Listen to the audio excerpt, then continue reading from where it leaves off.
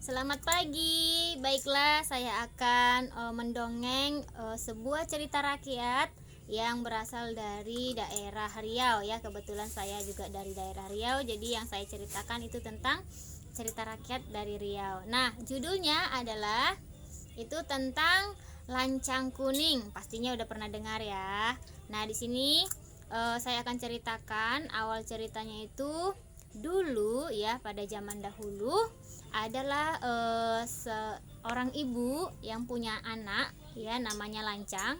Ya, kita anggap aja ini adalah ibunya dan ini adalah anaknya ya. Jadi eh, dulu ibunya ini ya, kerjaannya itu cuma sebagai buruh mencari kayu di hutan, terus dan anaknya selalu membantunya ya, membantu ibunya dalam bekerja untuk memenuhi kehidupannya sehari-hari. Nah, jadi suatu ketika dia melihat ya, si Lancang melihat bahwa ia tidak mungkin selamanya tinggal di kampung itu dan hidup bersama ibunya seperti itu selalu. Jadi dia punya keinginan untuk merantau. Nah, kemudian dia minta izin kepada ibunya untuk pergi ke luar daerah dengan tujuan untuk memperbaharui kehidupannya. Awalnya si ibu ini tidak setuju, namun karena ia merayu ibunya lagi, membujuk ibunya lagi, ya, akhirnya si ibu menyetujui anaknya pergi merantau. Nah, akhirnya pergilah si anak tadi ya, si Lancang pergi merantau ke luar daerah.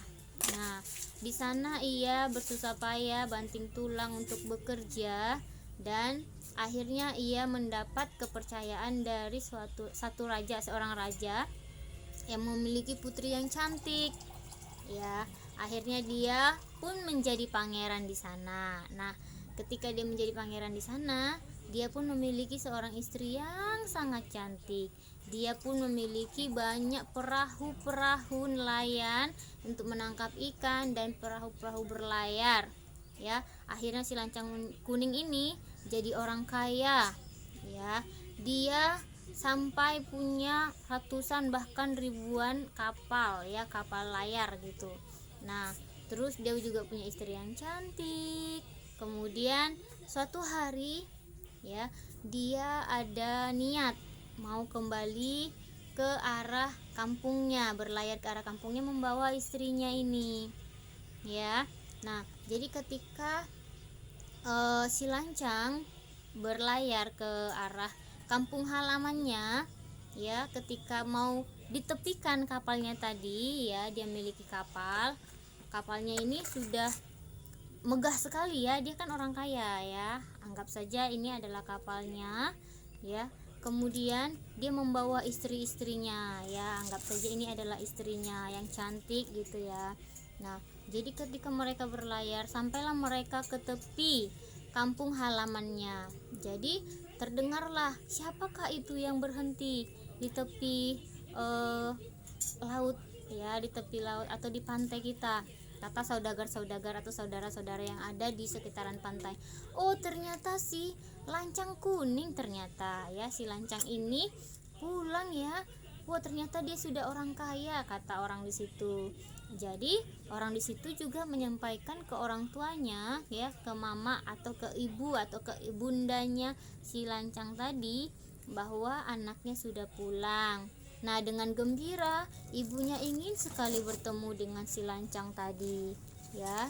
Jadi ibunya mau bertemu dengan si Lancang, tapi sayangnya ibunya dihalangi oleh prajurit-prajuritnya si Lancang ya. Siapa wanita tua ini gitu? Saya ibunya Lancang. Tidak mungkin, Lancang sudah tidak punya orang tua, kata saudagar-saudagar yang lain. Jadi ibunya tetap memaksa untuk bertemu dengan Lancang. Akhirnya ia bertemu dengan si Lancang. Nah, namun sangat dikecewakan. Si Lancang menjawab apa? Dia mengatakan kepada ibunya, saya tidak kenal dengan kamu. Nah, dia bilangnya gitu. Padahal dia sudah susah payah dulu melahirkan anaknya ini si Lancang ya, disusui bahkan diberi nafkah sampai ia besar, sampai ia merantau. Nah, Karena sakit hati ibunya tidak diakui, ibunya pun menangis dan ibunya mengatakan, "Tuhan, tunjukkanlah kuasamu." Akhirnya ya, dengan tangisan terseduh-seduh, terdengarlah suara gemuruh ya, petir menyambar-nyambar di sana sini ya. Jadi perahu yang dibawa si lancang tadi pun goyang-goyang. Kemudian semuanya terkapar ya, terbuang entah kemana-mana. Jadi kapalnya tadi juga hancur ya.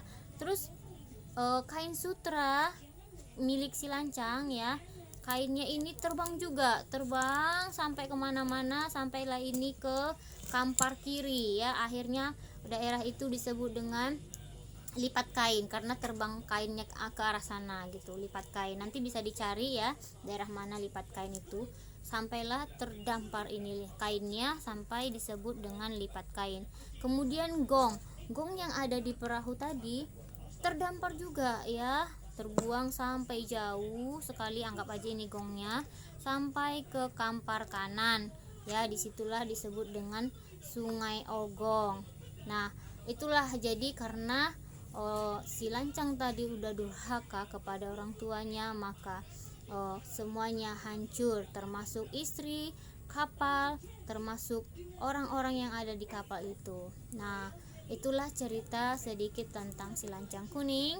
Kiranya bisa dimengerti, dipahami, bahkan diteladani nilai-nilai kehidupan dan norma kehidupan yang ada di sana. Terima kasih. Selamat pagi.